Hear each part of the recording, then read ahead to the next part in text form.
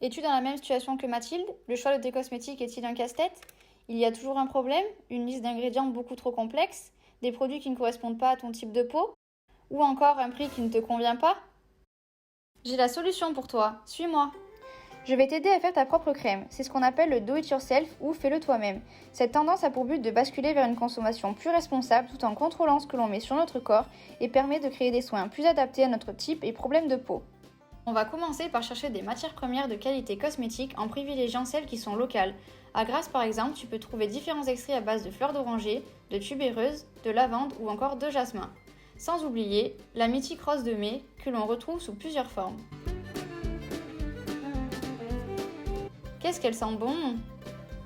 Certaines matières premières peuvent être trouvées chez des petits commerçants spécialisés comme les huiles végétales et plus particulièrement l'huile d'olive ou encore les huiles essentielles.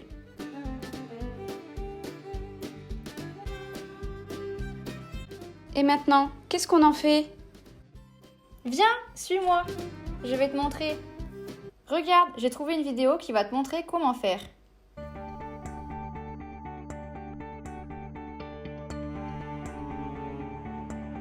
Pour commencer, on s'équipe. Munissez-vous de gants, lunettes et blouse. On désinfecte le plan de travail et on prépare notre matériel.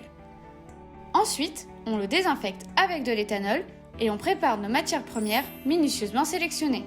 Avant toute chose, on tare la balance. On commence par la phase grasse, ici, une huile végétale. Ensuite, on ajoute notre émulsifiant, ici, de la lysolécithine.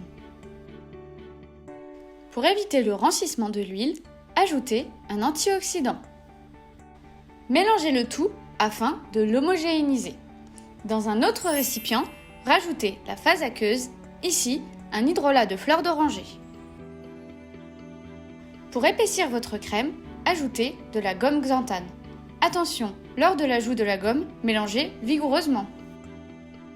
Une fois le mélange homogène, rajoutez un conservateur. On mélange à nouveau. Versez la phase grasse dans la phase aqueuse et fouettez le tout jusqu'à l'obtention de la crème. Attention à la conservation de votre produit. 3 mois maximum dans un endroit sec et à l'abri de la lumière. Voilà, tu as compris? Oui, tout à fait. Je vais pouvoir me lancer. Oula, attention, avant de commencer, il faut que tu te renseignes sur les matières premières. En effet, il existe un règlement CE où tu trouveras toutes les restrictions d'utilisation des matières premières entre autres. Il faut aussi que tu te renseignes sur ton type de peau pour bien utiliser les substances adaptées. Si tu as un doute, n'hésite pas à contacter ton médecin ou ton pharmacien. Tiens, regarde, j'ai fait ma crème. Elle sent bon en plus. Et maintenant, à vous de jouer.